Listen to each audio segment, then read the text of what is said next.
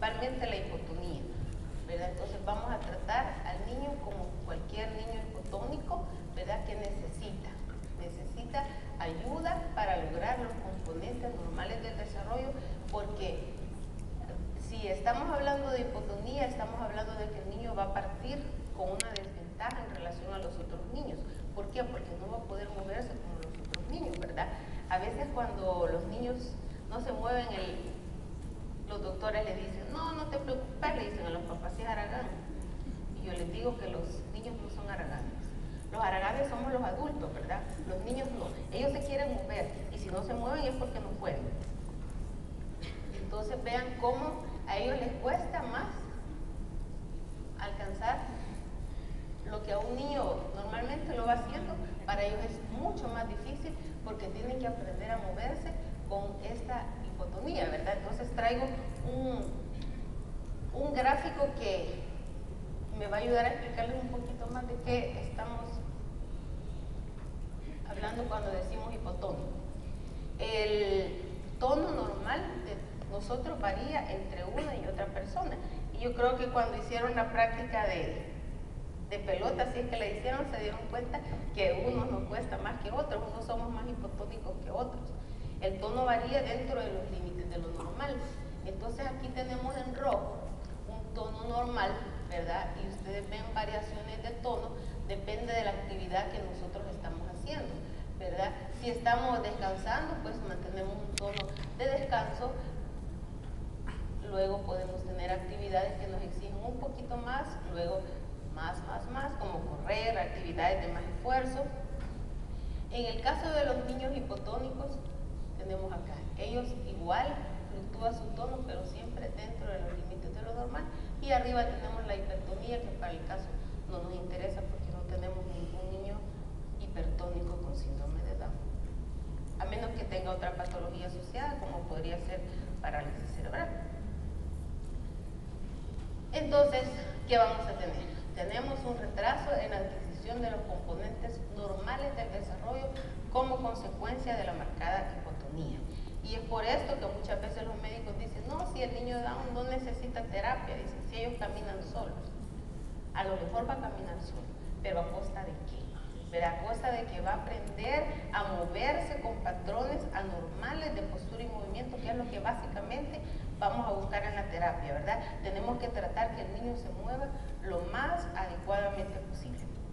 Entonces estos componentes básicos del desarrollo, el bebé los va a lograr generalmente en el primer año de vida. Pero ¿qué pasa con el niño con síndrome de Down?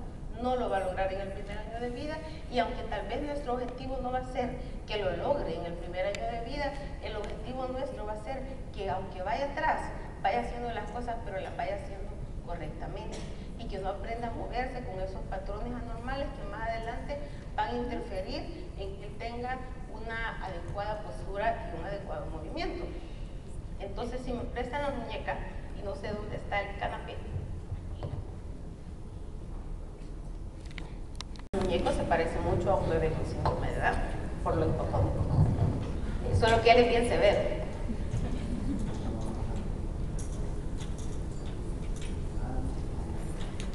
Gracias. Y si me prestan los juguetes también. Ahorita.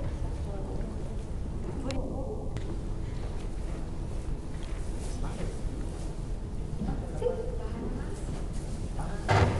Bueno.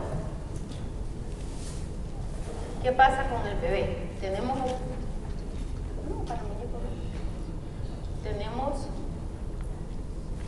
un bebé, este es muy chiquito, y entonces tenemos que en los primeros 3 meses de vida su posición más funcional va a ser la posición boca arriba y boca abajo, ¿verdad? Son dos posiciones que son bien importantes para él. ¿Por qué? Porque aquí va a ganar estabilidad, ¿verdad? Necesitamos, ¿se acuerdan de aquel componente bien importante para moverse, que es la estabilidad y el movimiento? A más estabilidad de una parte del cuerpo, podemos tener más movilidad de otra. ¿Y qué pasa con los niños hipotónicos? Que tienen mucho movimiento, pero muy poca estabilidad, ¿verdad? Al contrario de los niños hipertónicos, que ellos tienen mucha estabilidad, pero no logran moverse. Entonces, tenemos que en los primeros 3 meses, estas La posición boca arriba y boca abajo son las dos posiciones para las que el niño está preparado y en las cuales debe de tener experiencia para ganar la estabilidad que va a necesitar más adelante a la hora de moverse en contra de la gravedad. Entonces aquí en boca arriba, ¿qué es lo que tiene que ganar el bebé? Primero, la orientación a la línea media, la simetría, la orientación a la línea media. ¿Y cómo lo va a lograr? Vamos a proveerle muchos estímulos acá. El estímulo visual siempre tiene que ser adelante, un poquito hacia abajo. ¿Repetir otra vez? Perdón, no sé por qué. El estímulo visual tiene que ser adelante y hacia abajo. ¿Por qué? Tenemos que evitar mucho cosas que al bebé le llamen la atención acá, ¿verdad? Porque si él tiene algo que le llame la atención acá, o a veces la gente le habla acá, entonces el niño hace esto, ¿y qué pasa ahí? Empezamos a favorecer un patrón anormal de postura y movimiento, como es la hiperextensión de la cabeza. Súper importante, porque si desde ahí el niño aprende a moverse hiperextendiendo la cabeza, ya perdimos, ¿verdad? Entonces vamos a estimularlo mucho acá, adelante y hacia abajo, ¿verdad? Luego, cuando vemos que él ya puso atención al juguetito, vamos a moverlo despacio a un lado y al otro para estimular el seguimiento visual.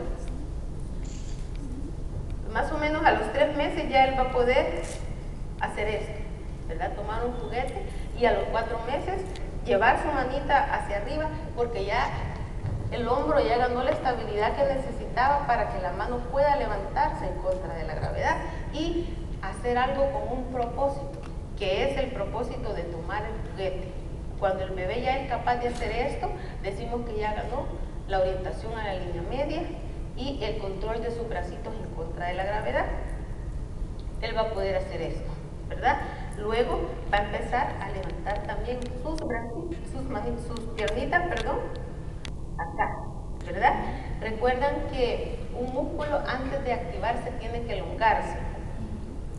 Entonces, ¿qué pasa? Que cuando el bebé está en el vientre materno, está acá, ¿verdad? Entonces todos los músculos extensores vienen listos para trabajar. Ahora, ¿qué vamos a hacer con el bebé cuando nace? Vamos a empezar a ponerlo boca abajo. ¿Por qué? Acá él va a empezar a elongar sus músculos flexores. Y entonces ya vamos a tener un equilibrio entre lo que es la flexión y la extensión. Otro componente básico súper importante para que el bebé pueda moverse, ¿verdad? Control entre la flexión y la extensión. Entonces, ¿qué tenemos acá? Al mes, el bebé no va a levantar la cabeza, pero sí va a ser capaz de hacer esto para no ahogarse, ¿verdad? El control de la cabeza nunca va a estar ausente en un niño con tono normal. En un niño hipotónico sí. Entonces, un niño hipotónico corre mucho más el riesgo que si lo dejamos acá, él puede ahogarse, porque no va a ser capaz de hacer esto, ¿verdad? Entonces, la indicación con los papás va a ser: papá, es básico ponerlo boca abajo, pero usted tiene que estar ahí. No lo puede dejar boca abajo y irse a ver las tortillas porque es peligroso. Entonces, el papá tiene que estar acá, la mamá, o el responsable. A veces nos toca a los abuelitos, a veces los tíos, a veces la empleada, pero lo importante es que en la casa nos colaboren.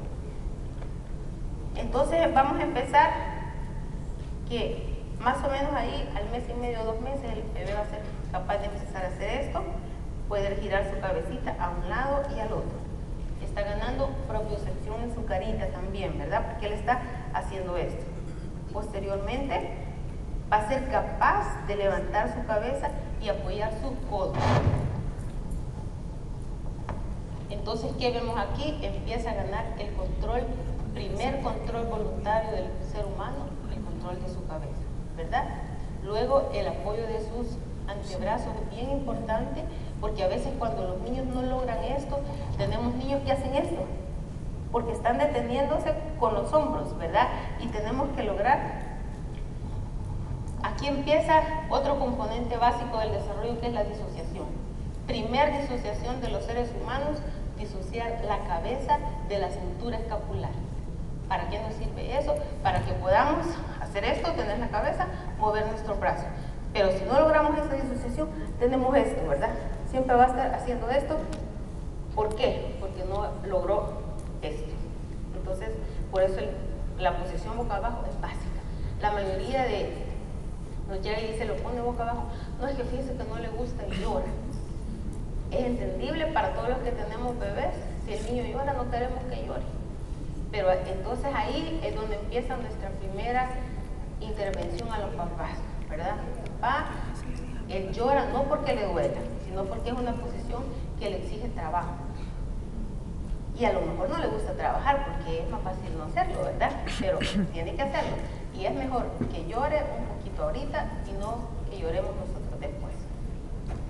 Entonces empieza acá. Si se fijan, entonces acá él ya va a ser capaz de separar el movimiento de su cabeza. La cabeza se mueve mientras los brazos se estabilizan. Y va pasando otra cosa también, que va elongando los músculos flexores del cuello, ¿verdad? Luego, alrededor de los 5 meses, si llevamos esta progresión, y ya el niño ya no va a apoyar sobre sus coditos, sino sobre sus manitas. Entonces tenemos extensión de los músculos flexores del tronco, ¿verdad? Empieza otro componente bien importante acá, ¿verdad? A descender la caja torácica. Un niño que está acá, su caja torácica está bien arriba, sus costillas están bien horizontales. Recuerdan que de los músculos principales de la respiración son los intercostales. Entonces, si tenemos una caja torácica acá, no tenemos intercostales, ¿verdad? Cuando el niño empieza a hacer esto, su caja torácica empieza a descender y los músculos intercostales empiezan a elongarse. ¿Se acuerdan? Elongación, trabajo. Si el músculo no está elongado, no trabaja. Entonces, esta es una forma de que él empiece incluso a respirar mejor. Entonces, tenemos que cuando él ya llega acá, ya es capaz de elongar acá, incluso está elongando los músculos flexores de la cadera, si se fijan. ¿Verdad? ¿Y para qué le va a servir esto? Para más adelante sentarse. En el desarrollo todo es una progresión, ¿verdad? En el desarrollo una etapa prepara la siguiente. Por eso es importante no saltarnos las etapas del desarrollo, por eso es importante insistirle a los papás que no lo paren antes del tiempo, ¿verdad? Porque si lo paran ya no gateó. ¿Y qué pasa? El gateo es la única etapa del desarrollo en la que los seres humanos ocupamos nuestros brazos para hacer fuerza. Entonces esa fuerza es la que nos va a dar la estabilidad del hombro para que luego la mano trabaje bien. Los terapistas ocupacionales nos pasa muy frecuentemente que llegan, los mandan del kinder porque no puede rascar, no puede escribir bien, le cuesta mucho la motricidad fina. Y uno le dice al papá, y gateó. Y si dice que no gateó, o gateó bien poquito. Entonces ahí vemos que esa estabilidad que debió de ganar a la hora de gatear, no la ganó porque no gateó. Pero claro, la gente dice, pero es que yo no gateé, o mi otro niño no gateó. Y es cierto, hay niños que no gatean. Ahora, lo mejor es que lo haga. Si no lo hace, pues ni modo, ¿verdad? Pero nosotros tenemos que tratar, sobre todo cuando llega en etapas en que él tiene que gatear, hacerlo, ¿verdad?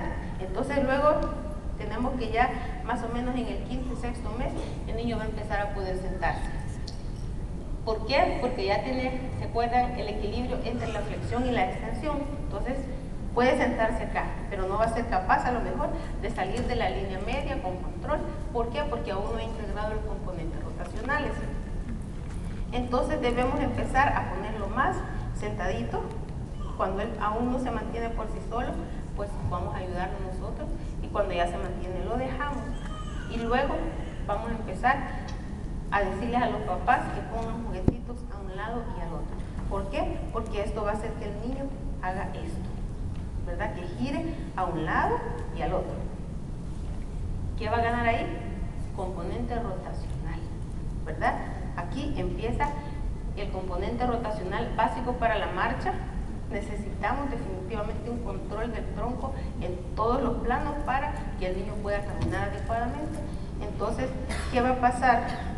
Y generalmente si tenemos un niño con la hiperlaxitud que hablábamos, acá, y le ponemos el juguete acá, él va a hacer esto y se va a ir para adelante a querer agarrar el juguete, ¿verdad? Eso tenemos que evitarlo, pero quizás me están diciendo que no tenemos tiempo. Sí. Ya vinieron los niños también, quiero que veamos a los niños, solo, ¿qué más les puedo decir? Bueno, luego del sentado viene el gateo, ¿verdad? En el gateo y el gateo es una preparación para la marcha. Muchas veces si el niño ya gateó, ya no debemos de tener ninguna duda de que va a caminar, ¿verdad? Pero mientras el niño no gatee, ahí sí tenemos un poquito de limitante. Luego va a pasar a la posición arrodillado, luego se va a parar disociando la cintura pélvica. Esta es la forma correcta de pararse, ¿verdad? Primero saca un pie y luego va con el otro hacia arriba, disocia la cintura pélvica una de la otra. ¿Qué es lo que hacemos a la hora de caminar? ¿Qué pasa cuando el niño se arrastra de nalguitas? Es que no gana el componente que hablábamos de la estabilidad del hombro, y también, si ustedes se fijan, cuando él va arrastrándose de nalguitas, las caderas van juntas, no va disociando. Entonces, a la hora de que él camine, vamos a tener que integrar mucho más la disociación. Luego, tenemos que el niño ya se para y va a empezar primero a caminar con ayuda, luego a hacer solitos, luego da 2 pasitos, se cae, empieza y ya va a caminar. Esto generalmente lo logramos todo esto al año 2 meses debe de estar integrado. ¿Qué pasa con los niños hipotónicos? Vamos a llegar a 2 años y a lo mejor no lo van a ver integrado todavía, pero recuerden que nuestro enfoque va dirigido a que lo logre de la mejor manera posible, no en tiempo, sino en calidad, ¿verdad? Porque cabal, el niño va a caminar a lo mejor más tarde que los demás, pero lo va a hacer. Pero de nosotros depende que lo vaya haciendo de la mejor manera. Traí unos zapatitos también, porque me preguntan mucho de los zapatos adecuados. El zapato adecuado para todos los niños y principalmente para el niño hipotónico es un zapato de botita alta. ¿Qué características debe de tener el zapato? Que la suela sea rugosa. ¿Por qué? Yo creo que todos usan jumping jack, pero los jumping jack no son adecuados para la estabilidad porque son muy lisos. En cambio esto le da un poquito más de estabilidad al apoyo, ¿verdad? La botita alta le ayuda. Ahora existe el velcro, que es una chulada porque podemos abrirlo para meter el pie del bebé, ¿verdad? La punta debe de ser redonda porque los zapatos puntudos pueden deformar el piecito del bebé, ¿verdad? Entonces, no siempre el niño va a necesitar, bueno, ahora los zapatos ortopédicos ya casi que están desfasados, pero plantillas o ajos, a menos que la hipotonía sea muy grande y el niño apoye completamente acá, entonces ahí sí va a ser necesario, ya sea plantillas o ajos, pero eso lo va a definir el ortopeda. Entonces vamos a ver al primer bebé.